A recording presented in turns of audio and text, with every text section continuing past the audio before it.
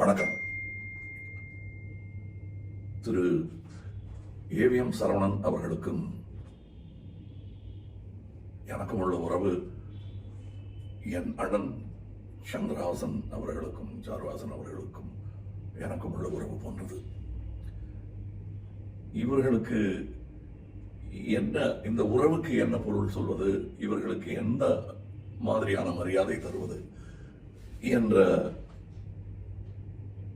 ஒரு குழப்பம் சிறு வயதில் ஏற்பட்டதுண்டு. காரணம், அது நான் என் 20 வயதை தாண்டும் பொழுது உறுதியாகிவிட்டது. இவர்களுக்கு கொடுக்க வேண்டிய மரியாதை என்ன என்பதை என் அடிமனது முடிவு செய்துவிட்டது.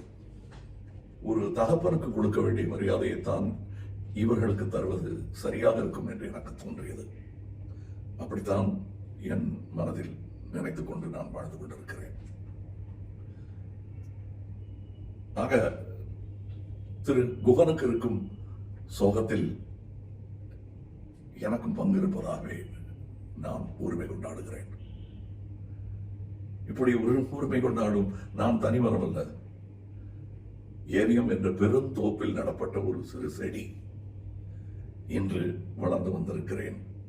பெருங்கலைஞர்கள் விட்டு சென்ற அடிச்சுவட்டில் என் சிறு பாதத்தை எப்படி பதித்து நடக்க வேண்டும் என்று பல பெரிய ஆசான்கள் எனக்கு இந்த வளாகத்தில், இந்த தோப்பில் என்று கற்றுக் கொடுத்திருக்கிறார்கள். அவர்களை எல்லாம் நினைத்து பார்க்கிறேன். பேர் சொல்லும் பிள்ளையாக சரவணன் ஐயா அவர்கள் இருந்திருக்கிறார்கள். அவர்கள் சகோதரர்களும் தான். அதுபோன்ற ஒரு பிள்ளையாக நானும் இருக்க ஆசைப்படுகிறேன். என் ஆசையெல்லாம் இந்த தோப்பின் 3ஆம் தலைவரை தோன்றி இருக்கிறது. அவர்களும் என்னை போன்ற பல செடிகளை நட்டு இந்த பெரும் பள்ளியின் பெயர் நிலைத்திருக்க செய்ய வேண்டும். இதுதான்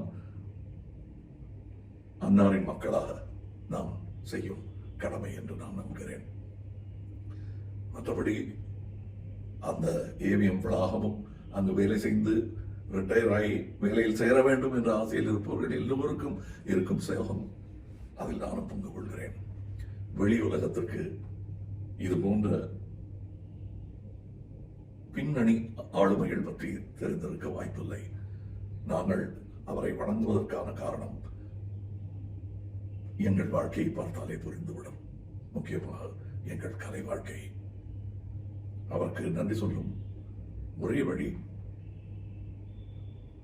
அவர் கண்ட பாதையில் வேறு நடை போட்டு நடப்பதுதான். நன்றி ஐயா. அனைத்திற்கும்